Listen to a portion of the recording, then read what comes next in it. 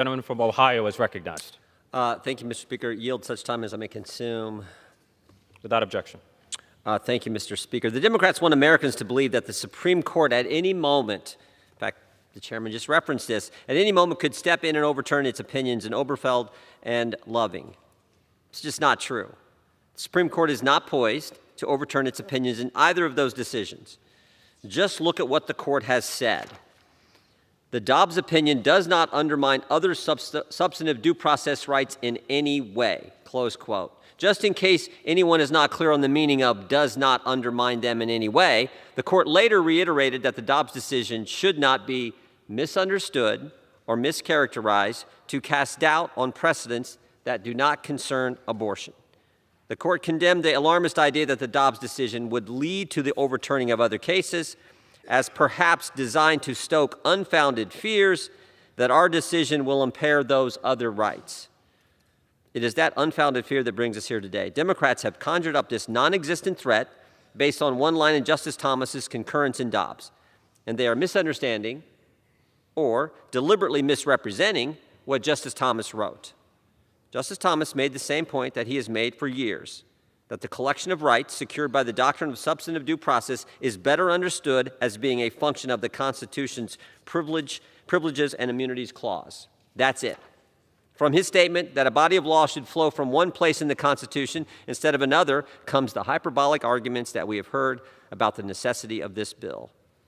After the House last considered this bill in July, the Senate was forced to make significant changes to the bill.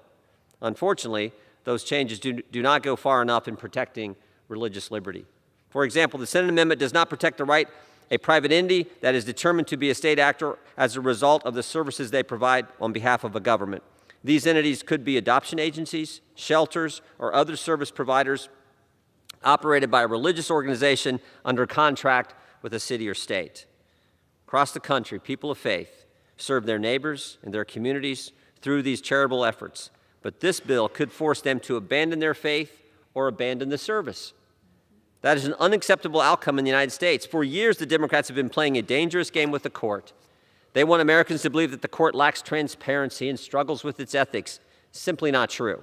This bill is simply the latest installment of the Democrats' campaign to intimidate the highest court in our land. They've engaged in a smear campaign against sitting justices and nominees. Democrats have stood on the steps of the court and threatened justices by name for not ruling the way they want in high-profile cases. Democrat members of the Judiciary Committee, including the chairman, have introduced a bill to pack the court, to add 4 justices to our highest court. Not 1, not 2, not 3, but 4, because they simply want to take it over. And Democrats have held hearings to showcase fringe legal and conspiracy theories about the court and its rulings. In fact, later today, the Judiciary Committee will hold a hearing to again suggest that the court has somehow been compromised based on a totally unsubstantiated allegation that Justice Alito leaked information 8 years ago about an opinion in the Hobby Lobby case. There's just one problem. Justice Alito denies its allegation. The individual who allegedly was the conduit for the leak denies it ever happened. And even the media admits there are holes in this story. Politico said this, quote, "We spent several months attempting to corroborate the allegation, but were unable to locate anyone who heard about the decision directly from Alito or his wife before the release of the case." The New York Times reported that there are, quote, "gaps in the allegation." New York Times is the one who broke the story.